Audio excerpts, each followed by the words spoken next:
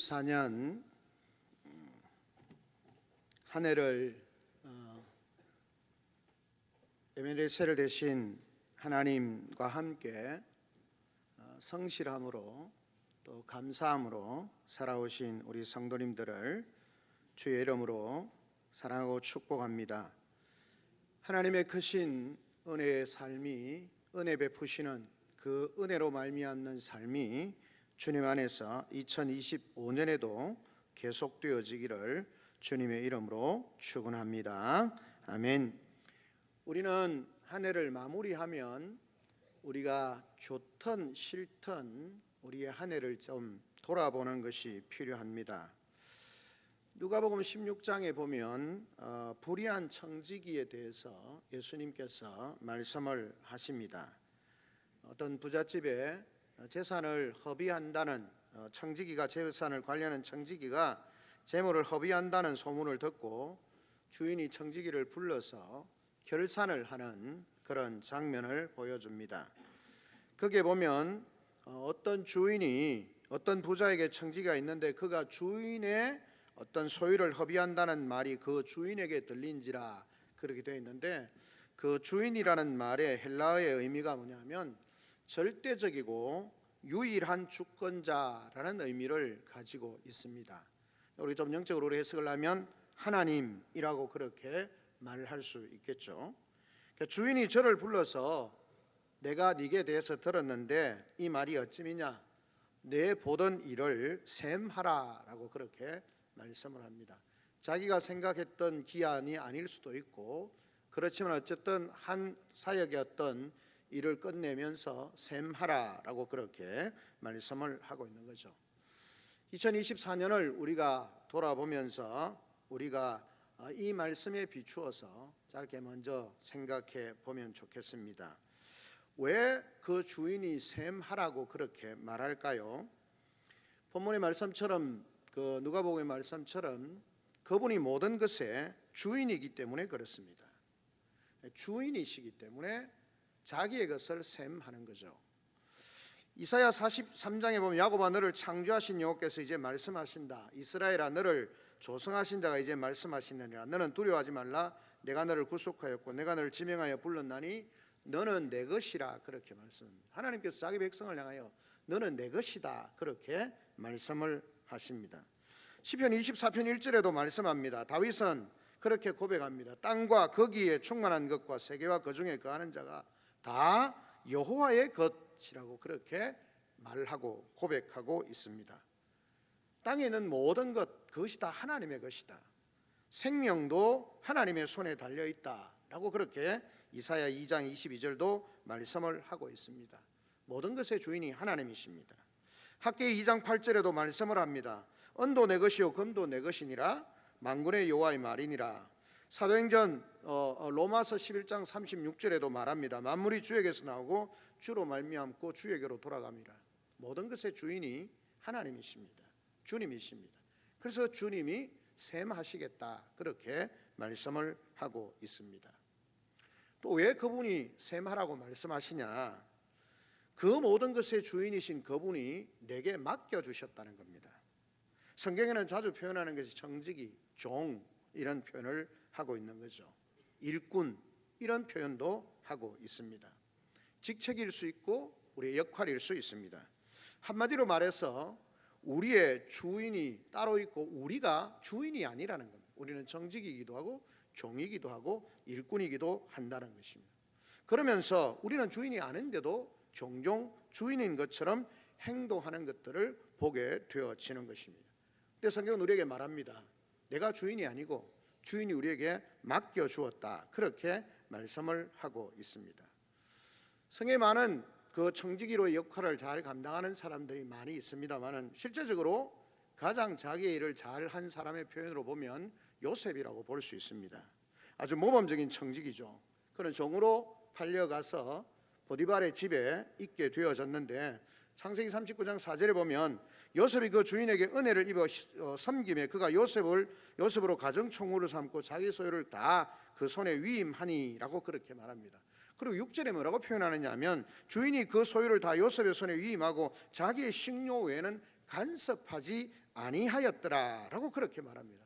모든 것을 잘하니까 간섭하지 아니하고 그 스스로 청직이지만 마치 자기의 것인 것처럼 최선을 다해서 섬기기 때문에 그를 그냥 버려두는, 자기의 소신껏 할 수 있도록 두는 그런 모습을 보게 되어집니다.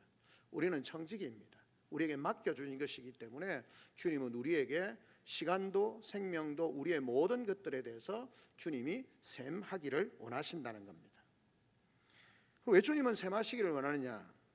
그분은 우리의 행위를 통해서 결산하시는 분이시기 때문에 주인이시고 맡겨주셨을 뿐만 아니라 그 행위, 맡겨준 일에 대해서 우리가 어떤 행동을 하느냐, 어떤 행위를 하느냐에 따라서 결산하신다라고 그렇게 말씀합니다.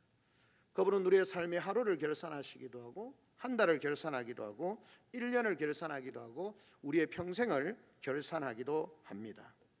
예수님께서 달란트 비유를 통해서 말씀하셨죠. 5달란트, 2달란트, 1달란트 준 그런 종들에게 오랜 후에 돌아와서 회개를 하고 있는 것을 보게 되었습니다. 그러면서 결론적으로 주님 그렇게 말씀합니다. 무릇 있는 자는 받아 풍족하게 되고 없는 자는 그 있는 것까지 빼앗기리라. 우리가 잘 알죠. 5달란트, 2달란트 받은 사람은 자기에게 주어진 것을 다해서 최선을 다했습니다. 그 달란트를 받은 만큼 결실을 놔두는 거죠. 근데 1달란트를 받은 사람은 그걸 땅에 묻어둡니다. 전혀 사용하지 않는 거죠. 그래서 주인이 말합니다. 5달란트 받은 사람, 2달란트 받은 사람, 그들은 그 남긴 것만큼 더 복을 받고 또 1달란트 땅에 묻어놓은 그것을 빼앗아서 그들에게 주면서 있는 사람은 더 받게 되지만 게으르고 나태하고 자기에게 주어진 것을 감당하지 않는 사람은 있는 것마저 빼앗긴다라고 그렇게 말씀을 합니다. 결산 기준이 뭡니까? 그가 행한 대로, 주인이 맡겨준 것에 대해서 그 받은 바대로 그것을 감사하면서 그거에 합당한 행동을 했냐, 5달란트 받은 만큼 최선을 다했느냐, 2달란트 받은 만큼 최선을 다했느냐, 그것이 그 평가의 기준입니다. 5달란트가 평가가 아니고 2달란트가 평가가 아니고 받은 것만큼 자기에게 주어진 일에 대해서 최선을 다했느냐, 그 행위에 대해서 하나님이 심판하신다라고 그렇게 말씀을 하고 있는 것입니다. 그래서 마태복음 16장 27절에 말씀합니다. 인자가 아버지의 영광으로 그 천사들과 함께 오리니 그때 각 사람의 행한 대로 갚으리라 라고 그렇게 말씀을 합니다. 하나님께서 모든 인생의 행한 실적을 그 앞에 있는 기념책에 빠짐없이 기록을 하고 수록을 하는 것입니다. 그리고 주님이 오시는 그날에 공개를 하신다는 거죠. 말라기 3장 16절도 말합니다. 그때 여호와를 경외하는 자들이 피차에 말하며 여호와께서 그것을 분명히 들으시고 여호와를 경외하는 자와 그 이름을 존중히 생각하는 자를 위하여 여호와 앞에 있는 기념책에 기록하셨느니라. 하나님을 경외하는 자와 하나님을 존중히 여기는 자, 그렇게 하는 사람들에 대해서, 행위에 대해서 다 기록을 해놓으셨다, 그렇게 말씀을 합니다. 우리가 아는 것처럼 히브리서에 나오는 9장 27절에 한 번 죽는 것은 사람에게 정하신 것이요 그 후에는 심판이 있다. 그들의 행위를 따라서 하나님이 심판을 하신다는 겁니다. 자, 주인이신 그분이 우리에게 맡겨주셨고 맡겨주신 그 일에 대해서 그들의 행함대로 평가하신다라고 그렇게 말씀합니다. 결산, 셈하라는 겁니다. 자, 그렇게 보면 무엇을 주님이 결산하실까요? 시간입니다. 우리에게 주어진 시간을 하나님이 결산하십니다. 인간의 모든 생명은 하나님의 시간표 안에 있습니다.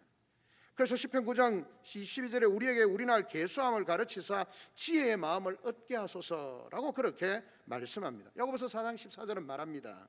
내일 일을 너희가 알지 못하는도다. 너희 생명이 무엇이뇨? 너희는 잠깐 있다가 없어지는 안개니라. 우리에게 주어진 시간에 대해서 하나님이 심판하십니다. 뿐만 아니라 하나님께서 우리에게 주신 재능을 어떻게 사용하였는지 달란트를 비유를 통해서 말씀하는 거죠. 뿐만 아니라 우리에게 직분을 주시고 우리에게 주신 직분을 따라서 그것을 잘 감당했는지 하나님께서 살펴보신다는 겁니다. 뿐만 아니라 우리에게 주신 물질을 하나님이 살펴보신다는 겁니다. 우리가 누가복음 12장에 나오는 것처럼 부자가, 어리석은 부자가 그렇게 자기 것을 그냥 자기 혼자만 잘 먹고 잘 살겠다라고 이야기할 때 오늘 밤에 내 영혼을 데려가면 준비한 것이 누구 것이 되겠느냐라고 그렇게 말합니다. 그러면서 뒤에 뭐라고 말합니까? 자기를 위하여 재물을 쌓아두고 하나님께 대하여 부여하지 못한 자가 이와 같으니라 그렇게 말씀합니다. 하나님이 많이 주셨는데 그걸 잘 사용하느냐 잘 사용하지 않느냐에 대해서 평가하신다라고 말씀하고 있는 것입니다. 사람은 태어나서 한평생 한번 살다가 죽는 것이죠. 우리의 인생은 두 번 주어지는 것이 아닙니다. 단 한 번밖에 없는 이 땅의 삶이기 때문에 우리는 어떻게 사느냐가 굉장히 중요하다는 거죠. 그런 면에 있어서 주님 이렇게 평가를 하신다고 말씀하시지만 우리에게 주시는 은혜로운 말씀이 있습니다. 오늘 우리가 읽었던 본문의 말씀, 이 사무엘상에 나타나는 말씀을 통해서 하나님 우리에게 말씀합니다. 여기까지 도우시는 하나님, 우리의 모든 상황 가운데 우리를 도우시는 하나님에 대해서 말씀을 하고 있습니다. 에베네셀, 여기까지 도우신, 도움의 돌이라는 말이죠. 도움의 돌, 에벤이라는 말이 그렇게 돌이라는 말이고 셀이라는 말이 도움이라는 말, 도움의 돌. 그 상징적인 것을 세우면서 하나님께서 여기까지 우리를 도우셨다라고 기념비로 세운 것이죠. 미스바와 센 사이에 있는 곳입니다. 본래 그 지역의 이름은 정확하지 않았습니다. 그곳에 돌을 세우고 에베네셀, 여기까지 도우신 하나님이라고 그렇게 고백을 하고 있는 것을 보게 되었습니다. 그 미스바와 센 사이의 장소의 의미를 이야기하는 것이 아니라 우리의 모든 상황 가운데 이런 상황, 이 시점, 이 상황까지 이런 형편 가운데서도 우리를 도우신 하나님에 대해서 고백을 하고 있는 것입니다. 우리가 아는 처음 이스라엘 백성들은 애굽 땅 종되었던 곳에서 나와서 홍해를 육지같이 건너고 광야에서 만나와 메추라기를 먹었습니다. 반석에서 샘물이 솟아나는 놀라운 역사를 경험합니다. 목마름을 해결합니다. 그런데 이스라엘 백성들이 가나안 땅에 들어가서 하나님의 은혜를 망각하게 되어지고 틈만 나면 하나님을 원망하게 되어집니다. 하나님 앞에 죄만 지은 것이죠. 우상을 섬겼습니다. 하나님의 진노가 정말 극에 달하는 거죠. 이스라엘 백성들의 행동은 하나님의 진노를 불러오기에 마치 합당한 것처럼 그런 죄악들을 행했습니다. 그런데도 불구하고 여호와 하나님은 인내하고 참으시고 여기까지 인도하신 하나님이다라고 그렇게 말씀을 합니다. 그러니까 여기까지 온 것이 하나님의 전적인 은혜요, 하나님의 도움의 손길로 말미암아 여기 있게 되어졌다라는 것입니다. 오늘도 우리가 건강하고 무사하다는 것은 엄청난 사건이 아닐 수 없습니다. 여러분, 내가 여기 있는 것이 당연한 것처럼 느껴질지 모르지만 오늘 내가 여기 있다라는 사실 자체가 놀라운 기적입니다. 우리의 삶의 흔적을 보면 내가 생각했던 그 생각들이나 말한 것이나 행동하는 것들을 하나님의 기준에서 보면 내가 지금 살아있는 것이 기적입니다. 내가 지금 여기 서 있는 것 자체가 하나님의 놀라운 은혜로 말미암는 기적과 같은 삶을 살고 있다는 거죠. 공의로우신 하나님, 정의로우신 하나님, 죄에 대해서 텀을 주지 않으시고 그 죄에 대해서 정확하게 심판하시고 경상도 표현을 갈보시면 하나님 앞에 설 수 있는 자가 아무도 없다라는 겁니다.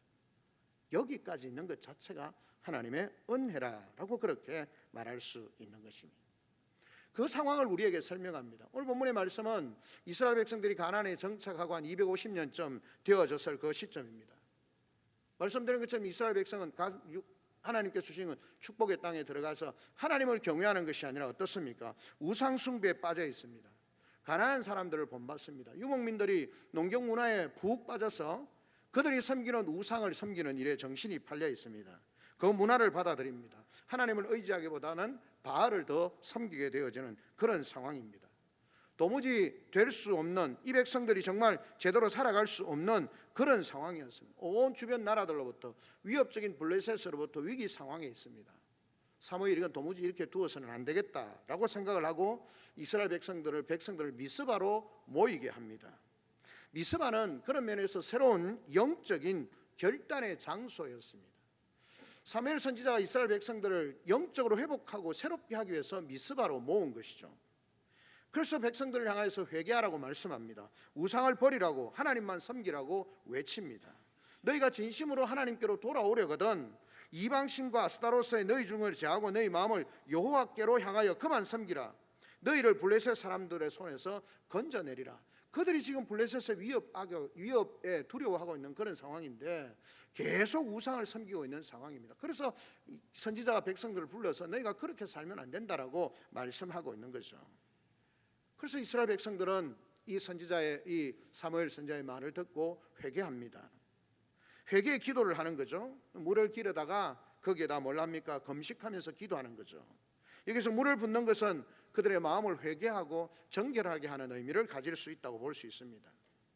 그렇게 하나님 앞에 정결함으로 회개하면서 기도하며 나아갑니다. 두 번째는 뭡니까? 그들이 온전한 희생 제물로 하나님 앞에 나아갑니다. 젖먹는 어린 양을 취하여서 온전한 번제를 하나님 앞에 드리는 겁니다. 늘 바알에게 드리고 하나님 앞에 제대로 드리지 않았던 그들이 이제는 하나님께 온전한 제물로, 헌물로 나아가는 헌신의 모습을 보게 되어지는 것입니다. 우리의 물질도 건강도 다 하나님이 주신 것입니다.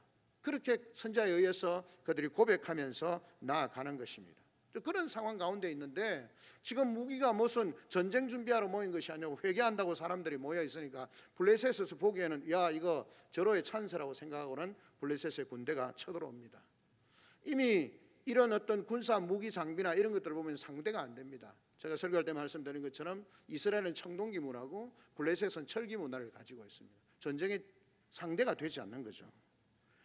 그렇지 않아도 블레셋에 대한 두려움 때문에 늘 떨고 있었던 그들인데 블레셋이 쳐들어온다는 말을 듣고 그들이 두려워합니다. 풍전등화와 같은 상황이 되어집니다. 간담이 녹습니다. 두려움에 벌벌 떨고 있습니다. 그래서 이스라엘은 블레셋 앞에서 풍전등화와 같은 그런 상황에 처하게 되는 거죠. 이스라엘은 전혀 무장이 되어 있지 않는 그런 상황입니다. 백성들이 사무엘에게 말합니다. 당신은 우리를 위하여 우리 하나님 여호와께 쉬지 말고 부르짖어 우리를 블레셋 사람들의 손에서 구원해 달라고 말합니다. 사무엘이 하나님 앞에 어린 양으로 번제를 드리고 하나님께서 그 사무엘 선지자의 기도를 들으시고 하나님이 역사하십니다. 블레셋이 쳐들어옵니다. 이스라엘 백성은 전혀 준비되어 있지 않습니다. 싸울 준비가. 그런데 하나님이 역사합니다. 하나님이 싸우십니다. 그 백성들 가운데 큰 우레를 내리심으로 말미암아 그들이 두려워 떨면서 다 도망을 가게 되어지는 그런 사건이 일어나게 되었습니다. 그러면서 거기다가 뭘 세웁니까? 에베네셀, 도움의 돌, 여기까지 우리를 도우셨다라고 그렇게 말하고 있는 것을 보게 되어집니다. 사랑하는 성도 여러분, 사람들은 어려울 때 선뜻 돕지 않습니다. 좀 돕는 듯 하다가 돕는 일이 피곤해지면 힘들면 돕지 않습니다. 그러나 우리 하나님은 어떻습니까? 사람들은 이해관계 때문에 돕기도 하다고 그렇게 하다가 또 포기합니다. 끝까지 돕지 않습니다. 그런데 하나님은 우리를 끝까지 사랑하고 우리를 도우시는 분입니다. 하나님이 도우실 때 어떤 일이 일어납니까?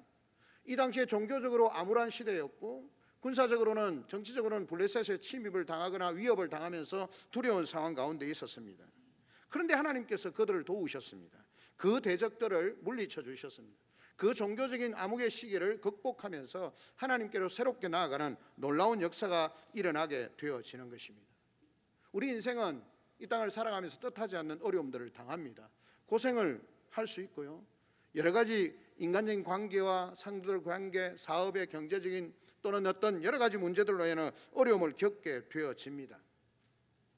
그런데 그 상황 가운데서 우리가 이런 위기의 상황 가운데서 우리가 이길 수 있는 방법, 극복할 수 있는 방법은 이스라엘 백성이 미스바에 모였을 때 블레셋이 쳐들어올 때 그들이 무장으로 준비되어 있었기 때문에 이긴 것 아닙니다. 돈, 자본의 문제가 잘 해결되었기 때문에 해결된 것 아닙니다. 그들이 이길 수 있었던 이유는 하나입니다. 하나님의 도우심이었습니다. 선지자의 말을 듣고 회개하고 하나님 앞에 자신들이 가지고 있는 것으로 헌물을 드리고 하나님 앞에 예배하며 나아갈 때에 하나님이 그들의 기도를 들으시고 그들의 문제를 해결해 주시는 것입니다. 아무것도 없어도 아무 것이 준비되어 있지 않는다 할지라도 하나님 아버지가 도우시면 하나님이 도우시면 우리가 승리하게 되는 것입니다. 그럼 우리는 에베네셀 여기까지 도우신 하나님에 대한 고백이 우리 속에 번명해야 합니다. 우리를 영원한 죄에서 구원하시고 우리를 하나님 백성 삼으신 그 하나님에 대한 그 은혜에 대해서 나를 구원하시고 내게 은혜를 베풀어 주신 하나님, 그 에베네셀의 하나님에 대한 고백이 번명해지는 우리 성도들이 되시기를 주님의 이름으로 축원합니다. 하나님이 도우셨다는 말의 의미가 뭘까요? 그 말은 그 하나님의 도우심으로 여기까지 내가 있게 된 것, 그 구원과 문제 해결을 인해서 하나님 앞에 감사하며 살아야 한다는 겁니다. 에베네셀의 하나님, 그 말은 내가 나를 도우신 그 하나님 앞에 감사하며 사는 겁니다. 여기까지 도우신 하나님, 그 하나님에 대해서 감사하면서 사는 거죠. 뿐만 아니라 모르겠습니까? 그 여기까지 도우신 하나님께서, 지금 과거에 나를 인도하셔서 이곳까지 인도하신 하나님께서 오늘도 우리를 도우실 것이라고 하는, 과거에 나를 도우신 하나님께서 지금도 우리의 삶에 도움이 되실 것이라고 하는 그 믿음을 가지는 것입니다. 과거에도 도우셨던 하나님, 오늘도 나와 함께 하시고 나를 도우실 수 있는 하나님이시고 나와 함께 하시는 하나님이심을 믿기에 그분께로 날마다 나아가는 것입니다. 하나님께서 어제까지 도우신 것은 과거로 그 사건으로 끝나는 것이 아니라 오늘도 우리를 도우실 겁니다. 이스라엘 백성들을 어떻게 했습니까? 과거의 광야에서 그들 가운데 하나님이 함께 하셨습니다. 광야에서 숱한 어려움이 있었지 않습니까? 물이 없었을 때 물을 주셨고요, 먹을 것이 없을 때 만나와 메추라기를 주셨습니다. 옷이 없을 때 옷이 헤어지지 않게 해주셨습니다. 더위가 그냥 우리를, 그 백성들을 고통스럽게 할 때 구름 기둥으로 그들을 덮어주셨습니다. 추위에 뜰 때 하나님께서 불기둥으로 그들을 지켜주셨습니다. 그 광야에 계신 하나님께서 이스라엘이 가나안 땅에 정착한 이후에 여러 가지 범죄함에도 불구하고 거기서도 하나님이 도와주셨다는 것, 오늘도 우리 가운데 함께 하시는 하나님을 믿을 수가 있는 것입니다. 더 나아가서 그 에베네셀 하나님이라고 고백하는 것은 내일도 우리를 도우실 수 있는 하나님이심을 믿는 것입니다. 과거의 나를 도우실 뿐만 아니라 오늘 나를 도우실 뿐만 아니라 미래에도 나의 삶을 도우실 것에 대한 그 하나님을 믿는 것이죠. 실제적으로 하나님이 어떻게 했습니까? 미스바에서 도우셨던 하나님께서, 그 하나님은 그 후에 에그론과 가드까지 땅을 빼앗아서 이스라엘 백성들의 땅으로 만들어 주시는 겁니다. 여기까지 인도하신 하나님, 앞으로도 도우실 하나님에 대한 믿음을 가지고 있던 것이고, 더 나아가서 우리의 삶에 영원히 우리를 도우시는 하나님이심을 고백하는 겁니다. 여러분, 에베네셀의 하나님이라고 하는 것은 과거에 한번 나를 도우셨던 하나님으로 끝나는 것이 아니라는 겁니다.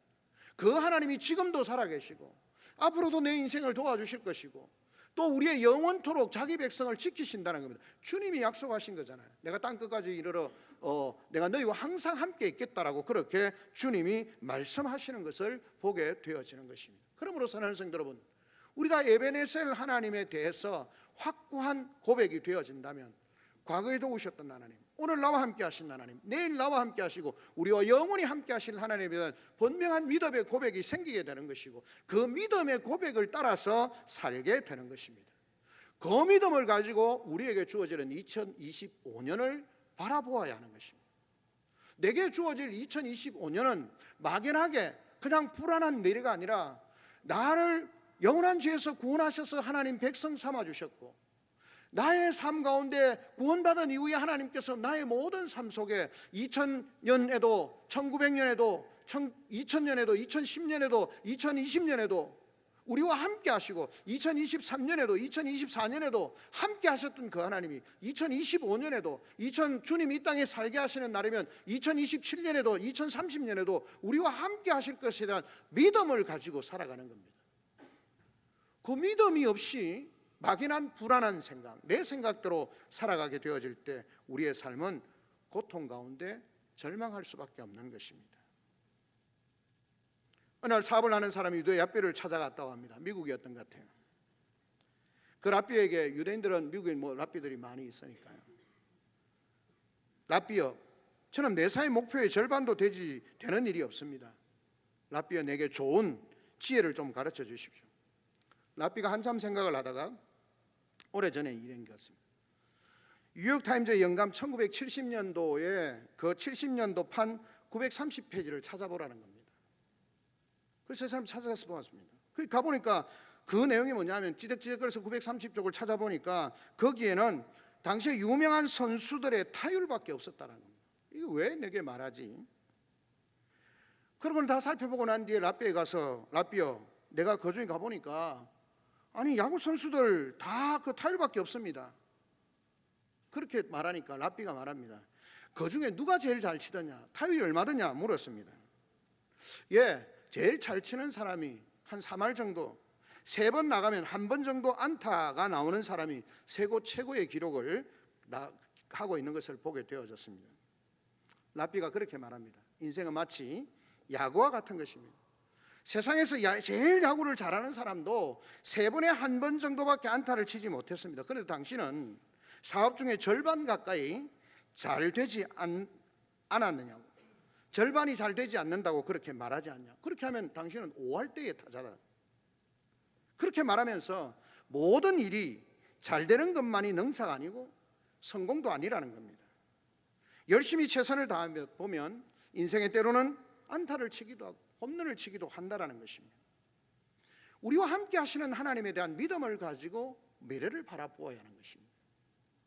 우리의 미래가 늘 내 생각으로 정해지는 것이 아니라 주님과 함께하는 에베네셀 하나님, 나를 도우셨던 하나님, 오늘 나와 함께 하시는 하나님, 내일 나와 함께 하시는 하나님에 대한 믿음을 가지고 우리의 삶을 준비해야 하는 것입니다. 그 가운데 우리는 새로운 결단을 해야 합니다. 무엇을 할 것인지 우리는 계획해야 합니다. 마음에 비상한 결심이 있어야 합니다. 왜냐하면 사실은 결단이라고 하는 말은 거룩이라는 말로도 달리 표현되어질 수 있습니다. 히브리 말로 거룩하다는 말이 무슨 말이냐면 카도시라는 말인데 이건 단절하다는 말입니다. 그러니까 세상의 죄악과 단절하는, 결심하는 겁니다. 내가 세상과 함께 세상에 단절하겠다고 하는 결심하는 것, 그것이 거룩이라는 겁니다. 신앙 없는 결단은 맹목적이고요, 허무한 것입니다. 우리는 날마다 결단과 결심이 있어야 합니다. 하나님 앞에서 우리의 삶을 어떻게 살 것인가에 대해서 결단해야 합니다. 왜냐하면 세상의 모든 일은, 성경에 나타나는 많은 일들은 내가 어떤 마음을 가지고 어떻게 결단하느냐에 따라서 달라진다는 겁니다.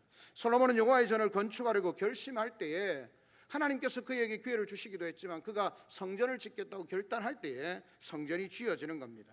역대하 2장 1절에 솔로몬이 여호와의 이름을 위하여 전을 건축하고 자기 권영을 위하여서 궁궐을 건축하기로 결심하였다 그랬습니다. 하나님의 전을 짓기로 결심하였다. 하나님께서 그에게 기회를 주셨고 그 전을 지은 거죠. 우리가 아는 것처럼 다니엘 1장 8절에 보면 뭐라고 말합니까? 다니엘은 뜻을 정하여 성별된 생활을 하기로 결단합니다.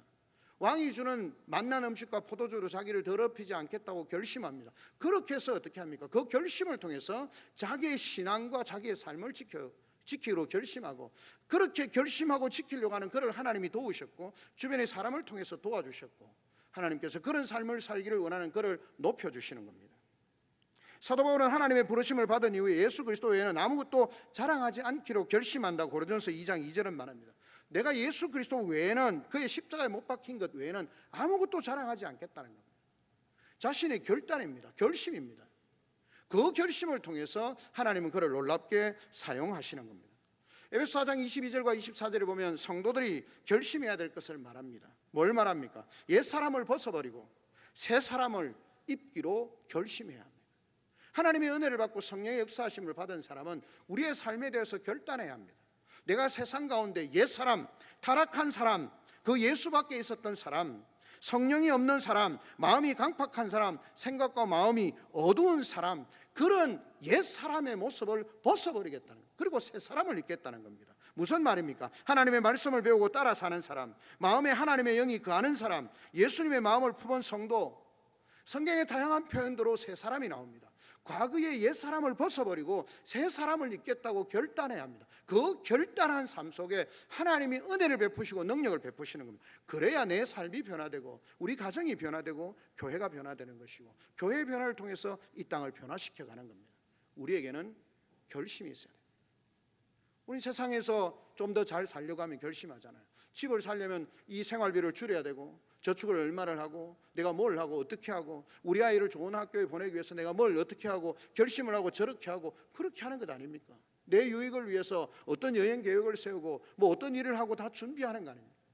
세상을 향하여서 이 땅에 제한적이고 끝나는 그 세상의 것을 위해서는 많이 결단하고 결심을 하지만 하나님이 기뻐하시는 삶을 위해서 결단하지 않는, 에베소서 4장은 우리에게 그렇게 말씀을 하는 겁니다. 옛 사람을 벗어버리고 새 사람을 입어라.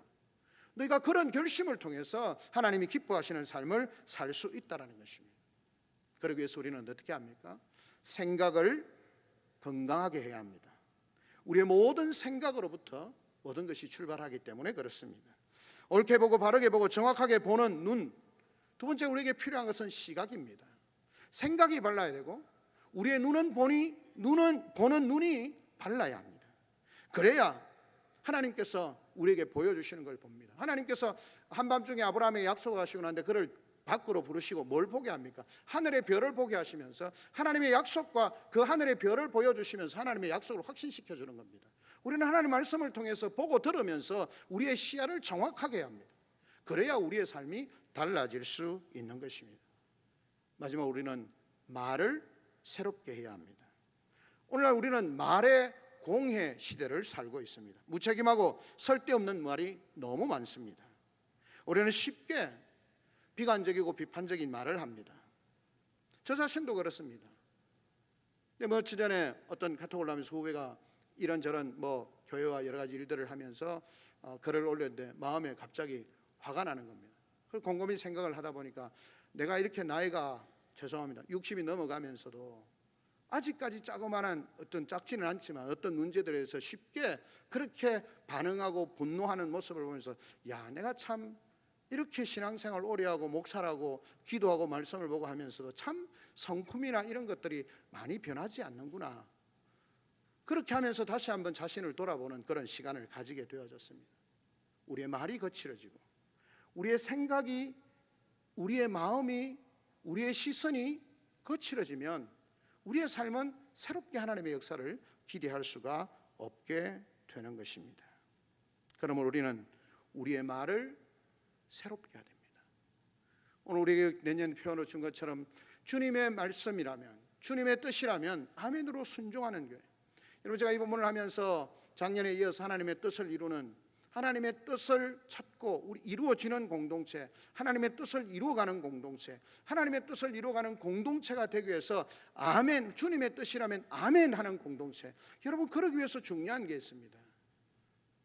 저와 장로님들을 위해서, 교회 지도자들을 위해서 기도해야 합니다.